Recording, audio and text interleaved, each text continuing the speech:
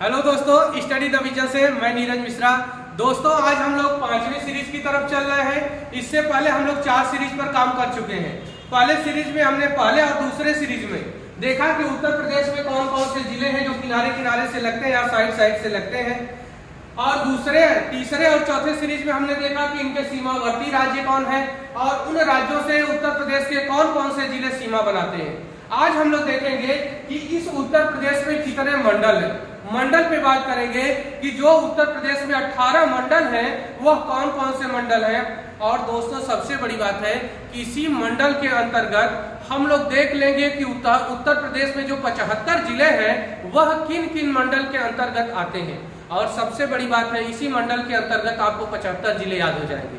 आइए बात करते हैं। पहले तो आज वाले वीडियो में केवल मंडल पे बात करेंगे कि उत्तर प्रदेश में कितने मंडल हैं। तो सबसे पहले मंडल पर बात करें तो आपका जो सबसे उत्तरी जिला है, जहां से यमुना नदी उत्तर प्रदेश में एंट्री करती है, वह आपका है सहारनपुर। कौन सा जिला है? सहारनपुर। और यही सबसे पहला मंडल है। कौन सा? सहारनपुर पहला मंडल हो गया आपका सहारनपुर। इसके बाद अगला जिला आपका है मुजफ्फरनगर। मुजफ्फरनगर के बाद अगला जिला आपका बिजनौर। बिजनौर के बाद है मुरादाबाद। कौन सा है? मुरादाबाद। और यह दोस्तों दूसरा मंडल है। मुरादाबाद किस नंबर का मंडल? दूसरा मंडल कौन सा है? मुरादाबाद। आगे बात करते हैं। मुरादाबाद के बाद है रामपुर। रामपुर के बाद है बरेली। कौन सा है? बरेली। और दोस्तों यही तीसरा मंडल है। तीसरा मंडल कौन सा है? बरेली है, जहां का बेत बहुत फेमस है।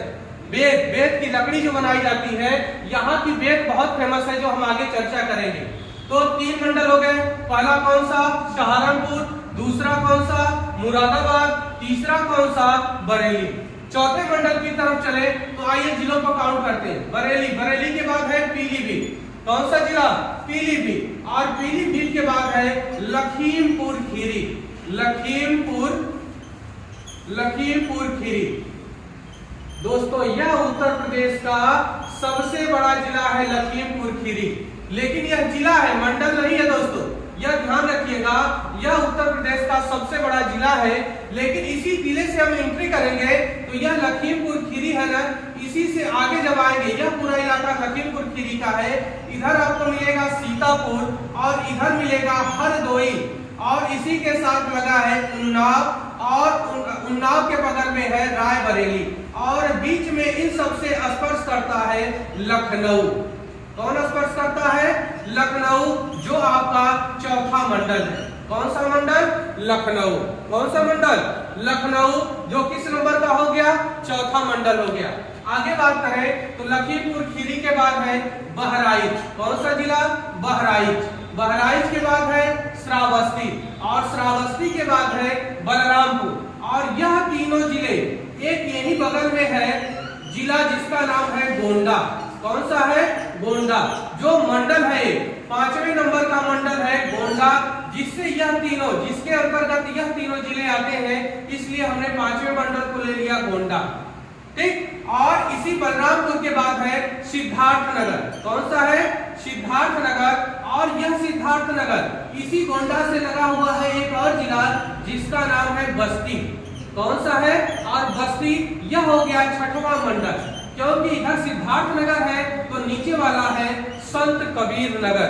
यानी कि बस्ती मंडल के अंतर्गत आपके 3 जिले आते हैं, जिसमें हम आगे चर्चा करेंगे अभी क्रम से, क्योंकि जो हम साइड के आपको जिले याद करवाए हैं, उसी से रिलेट करते हुए हम लोग मंडल को कवर करने का प्रयास कर रहे हैं। यह तरीका याद करने का बहुत ही अच्छा तरीका है दोस्तों, क्योंकि हमने इस पर बहुत रिसर्च किया है। एक बार आप इस हिसाब से पढ़कर देखिएगा, पूरा मंडल आपके जुबान पर होगा, और यह जो साइड के जिले होंगे यह सारे आपकी जुबान पर होंगे। तो आइए रिलेट करते हुए आगे बढ़ते हैं। तो बस्ती हो गया, और यह सिद्धार्थनगर से सीमा बनाता है इधर, और संत कबीर नगर से नीचे। सिद्धार्थनगर के बाद है महाराजगंज। महाराजगंज के बाद है कुशीनगर, और कुशीनगर के बाद है देवरिया। यह तीनों जिले कौन कौन से? महाराजगंज कौन हो गया? महाराजगंज हो गया, कुशीनगर हो गया, देवरिया हो गया, और यहीं पर एक मंडल है जिस मंडल का नाम है गोरखपुर। क्या नाम है? गोरखपुर। और यह किस नंबर का मंडल हो गया? तो यह 7वें नंबर का मंडल हो गया। यानी हम लोग 7 मंडल कवर कर लिए। पहला मंडल सहारनपुर, दूसरा मुरादाबाद, तीसरा बरेली, चौथा लखनऊ, पांचवा गोंडा, छठवां बस्ती, सातवां गोरखपुर। आइए बात करते हैं आगे। अब इसी के आगे अगला जिला है जो सबसे पूर्वी जिला है उत्तर प्रदेश का, जिसका नाम है बलिया। और इसी बलिया से स्पर्श करता है मऊ, और इसी मऊ से स्पर्श करता है कौन? आजमगढ़।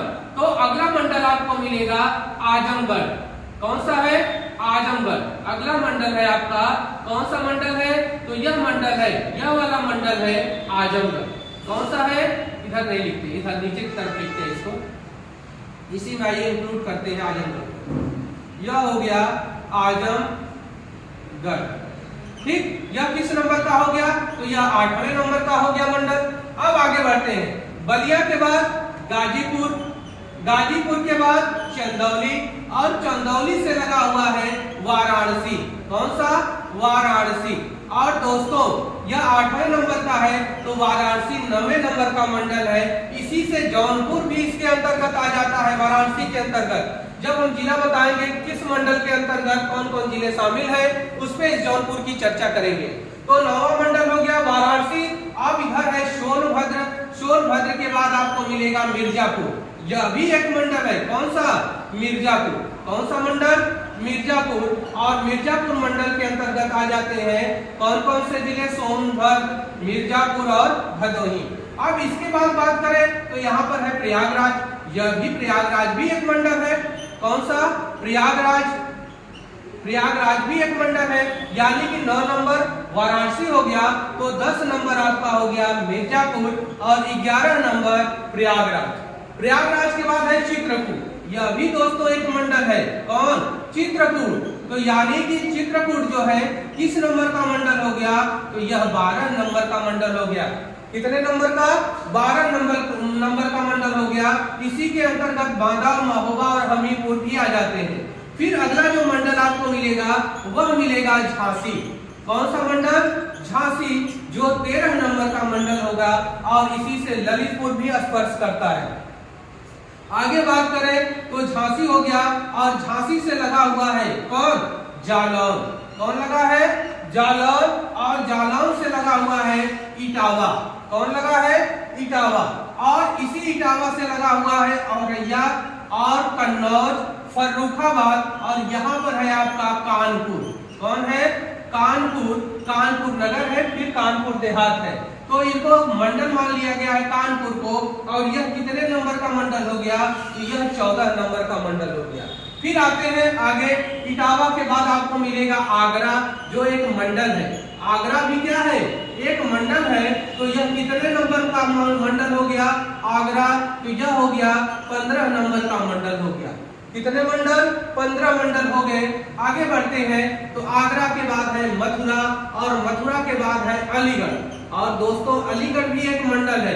कौन? अलीगढ़। हम लोग किनारे के जिलों को कवर कर रहे हैं। देखिए किनारे के जिलों को याद करने का कितना फायदा है। सारे मंडल आपके कवर हो जा रहे हैं, केवल एक मंडल बचेगा जो लास्ट में हम लोग कवर करेंगे। तो 16 नंबर हो गया अलीगढ़। कौन सा हो गया? अलीगढ़। अब आगे बढ़ते हैं। अलीगढ़ के बाद है गौतम बुद्ध नगर, गौतम बुद्ध नगर के बाद गाजियाबाद, गाजियाबाद के बाद बागपत, और बागपत के बाद आपका है शामली। लेकिन बागपत से ही लगा हुआ है मेरठ। कौन सा है? मेरठ जिला लगा हुआ है, जो एक मंडल है। तो यानी कि हम मेरठ पे बात करें तो मेरठ आपका कौन सा मंडल हो गया? 17 नंबर का मंडल हो गया। अब एक मंडल केवल बचा है। जब हम आजमगढ़ से आगे बढ़ेंगे तो आजमगढ़ के बाद आपको मिलेगा अंबेडकर नगर, और अंबेडकर नगर के बाद आपको मिलेगा अयोध्या। कौन सा? अयोध्या। तो लास्ट में आपको मंडल मिल गया अयोध्या, जो 18 नंबर का मंडल है। लेकिन नवीनतम मंडल की बात करेंगे तो नवीनतम अलीगढ़ को बनाया गया है।